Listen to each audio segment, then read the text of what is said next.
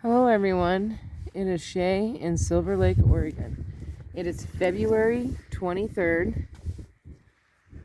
It is February 23rd, 2026. It is 46 degrees. It is 3:35. Oh, I was wondering what was making all that noise. It is 3:35. There's a 14-mile-an-hour wind, and it is sprinkling. I did nothing. I'm sorry about the noise. In the garden today, I had Bodie, and I just wasn't able to get anything done out here. But I figured today's video, we would talk about asparagus. This is my asparagus bed. That's where this froggy is. And those stumps that you see, that's old asparagus. And I've been letting it go for a couple years, reseeding itself. When you'll start seeing the asparagus come out, and then when it gets a certain length, it starts looking like little trees, kind of like dill. And then over time, they'll get these little red balls on them, and those are like the seeds, and then they'll drop down, and I let those all drop down inside here, and hopefully this season there'll be a lot more. And I've been letting it go. And the great thing about asparagus is they can live up to 15 to 20 years. One little clump of the... So if you do plant asparagus, it's not one of those things that you can really move. Wherever you plant it, that's where it's going to grow. So keep that in mind when you're planting your asparagus, and know that it grows for a long amount of time. And it's a good food to come back over and over and over and over again. So this is the asparagus bed. I pretty much don't really put too much in it. It's also deer and rabbit resistant. They don't like asparagus. So that's another bonus so far. Everything that I've talked about has been deer and rabbit resistant. And it's just, that's the way it's happening. That's just the way things are going. So just remember that asparagus, when you do plant it, it's going to be 15 to 20 years worth of growing out of it, and which is fantastic, but it's not one that's you can really just transplant somewhere else. It's going to grow where you planted it for quite some time. And it's very tolerant of cold as well as dry conditions. It's one of those that easily grows. So if you're somebody new at gardening, I noticed that this was one of the first things that I planted, and I still have it going. So there you have that. And then also, I do have a few. I thought we would talk about Sweet William. Now, you can eat the flower petals off of a Sweet William. I personally have never eaten them, but you can. And they can also be used for medicinal purposes. I think it's respiratory and digestive. I think those are the medical properties for it. Also, inflammation, I think, is another one. But this is Sweet William. This is what it looks like in the winter time. Usually the red, dark green. I have a couple different colors of Sweet William in here, so the leaves are a bit different. You can also get these at the dollar store, the Dollar Tree. This is where I originally started out with mine. I bought one packet, and it was a mix. So this is why I have a mix of colors. This right here is one of the flowers that I have just let grow and not have cut down, and there's like black seeds inside of it. And it too will reseed itself, so you want to kind of keep it in one area I've kept, or, you know, like contained into a flower bed and just kind of keep it going. That's how I do this right here. It too is deer and rabbit resistant. It's just the way that turned out. But what's great about it is it brings in the pollinators. The birds like it, like hummingbirds, birds, bees, butterflies, any kind of pollinator. They really love them. They have like a really sweet fragrance, and they're loaded with nectar. So it's a really good food source for the pollinators. And that's one of the reasons why I have it. As you see, it's on the edge of the garden so that it leads to them heading in to the rest of the garden. I have it on the edge here. And then I also have it growing right in this, where these glass balls are. I have it growing there also. And it's an array of flowers. They're great for like floral bouquets and things like that. You can use them for stuff like that. I just use them as a pollinator.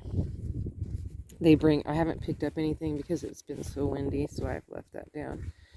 It's just a great pollinator as well. And then also over here, I couldn't remember yesterday what this was called, but these are called snapdragons, which you also can eat snapdragons. I personally have never eaten them, but you can eat snapdragon.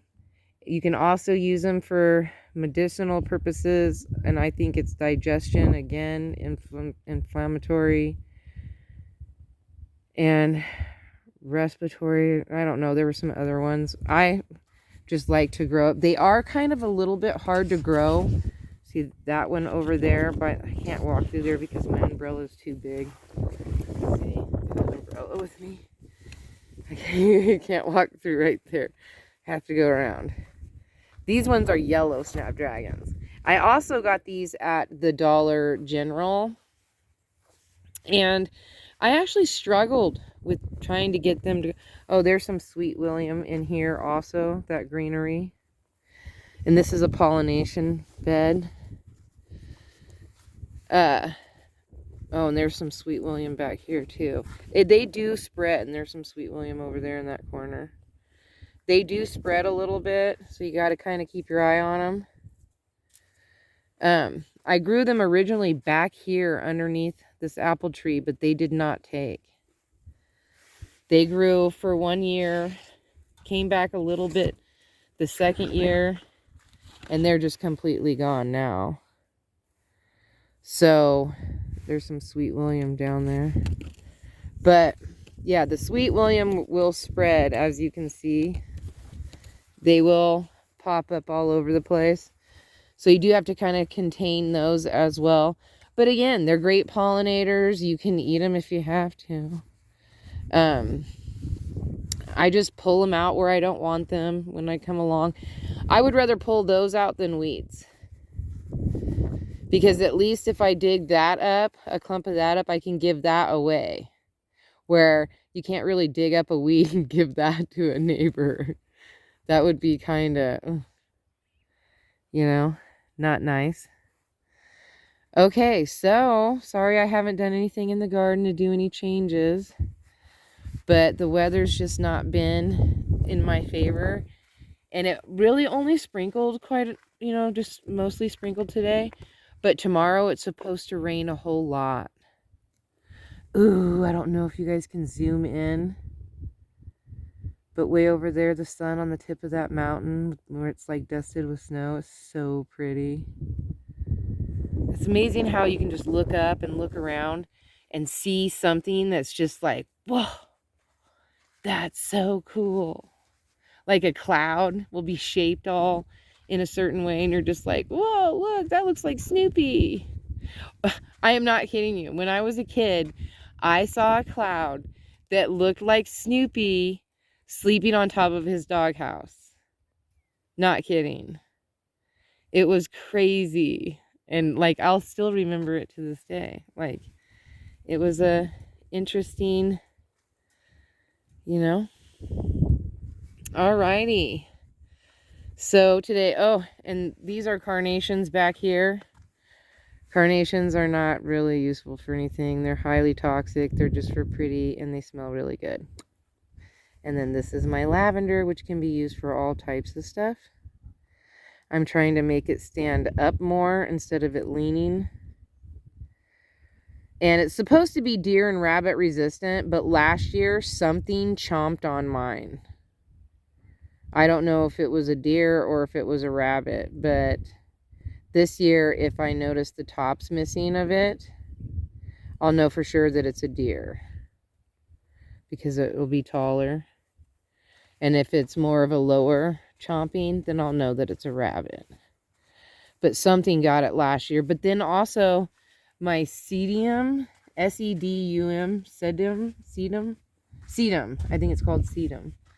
That's what these big succulents are. I had a deer take a big old bite out of this one, and I had to cover it for a year.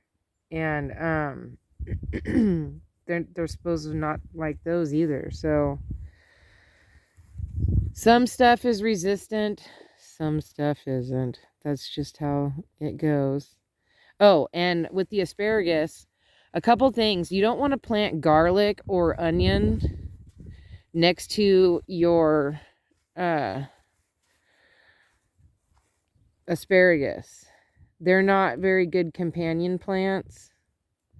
And I personally am not planting anything. I guess parsley, basil, maybe cilantro.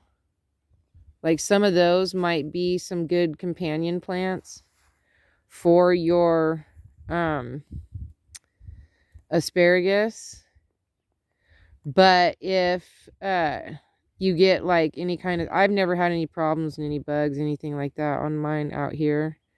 But if you were, then you'd want to plant something that would be the reverse of whatever it would be attracting.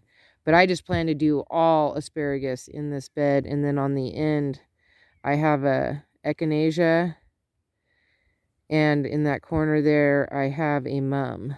So that's just for decor, and that, you know, but I'm mostly gonna have, I think there might be a couple tulips in here, maybe, but we'll see. All right, so peace, love, and happiness. May peace be with you always. Have a wonderful day, week, hour, minute, month, second year. You know the schmill. Don't forget to rewind and be kind. Thank you for watching. Don't forget to like, share, and subscribe. And we have not picked a thumbnail. We're going to do, oh, my friend Kim. Give a shout out to the North End channel. She's over in Idaho. She does hiking. We're going to do this as the thumbnail once I get down here.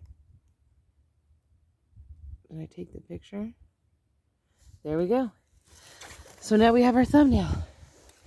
And I guess I really didn't need, oh, it is a little bit rainy. I guess I really didn't need my umbrella too much. All right, so I will talk to you guys tomorrow. Thank you for watching, you guys. Bye.